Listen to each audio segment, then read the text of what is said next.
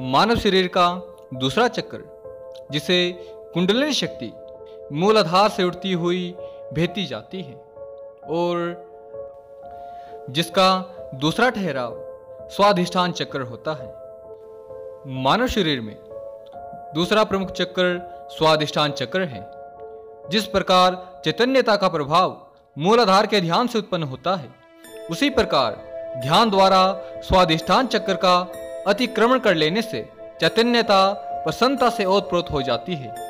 साधक में प्रफुल्लता आ जाती है।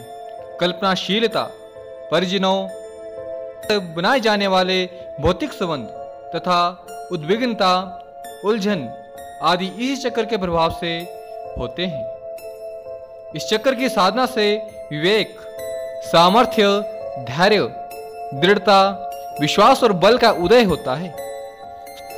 यह चक्र जननेंद्रिय से ऊपर तथा नाभि से नीचे पेड़ों में स्थित होता है। यह पुरुषों में शुक्र तथा रज का स्थान कहा गया है। पूर्ण शरीर में फैलकर गति करने वाले व्यान वायु का यह मुख्य स्थान माना जाता है। इसमें बुभालोक की स्थिति मानी गई है। इसकी कर्मेंद्रिय लिंग मानी गई है। ज्ञानेंद्रिय जीवा में इसका वास माना गया है। स्वाधिष्ठान चक्र 6 पंखुड़ियों वाला चक्र माना गया है, जबकि इसमें जल तत्व का वास माना गया है। जल तत्व का प्रतिनिधि होने के कारण कल्पनाशीलता इस चक्र का प्रधान भौतिक प्रभाव है। इस चक्र में चंद्रमा विराजमान होते हैं, श्वेत रंग के हैं। साधकगण इसका बीज मंत्र वम मानते हैं, जबकि इसका वर्ण स्वेद माना गया है। इसका वाहन मकर माना गया है। यहाँ निवास करने वाले देवता विष्णु हैं, जबकि देव शक्ति राकिनी यहाँ पर सदैव ही विद्यमान रहती है।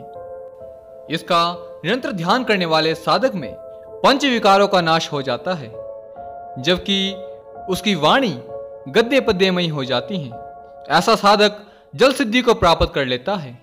जल तत्व का उस साधक को पूर्ण रूप से ज्ञान हो जाता है। तत्व बीज बम का शुद्धता रूप उच्चारण करने से शक्ति का उदय होता है। कल्पना शक्ति प्रखर हो जाती है। प्रजनन, कल्पना, मनोरंजन, दाह, ईर्ष्या, दया, शून्यता, द्वेष आदि गुण और अवगुण इसी चक्र से प्रभावित होते रहते हैं। स्वाधिष्ठान चक्र में प्रवेश करते ही कुंडलिनी महाशक्ति के महाप्रकाश से यह चक्र श्वेत वर्णीय चंद्रमा को शुभ चांदनी से कहीं अधिक शीतल, ध्वल, प्रकाशयुक्त, शोभायमान दिखने लगेगा। साधक को चाहिए कि उस आनंदमय स्थिति में वम बीज मंत्र का जप निरंतर करते रहना चाहिए, ध्यान करना चाहिए तथा स्वाधिष्ठान चक्र की विभिन्न शक्तियों का दर्शन कर अगले चक्र मणिपुर चक्र की ओर प्रस्थान करना चाहिए।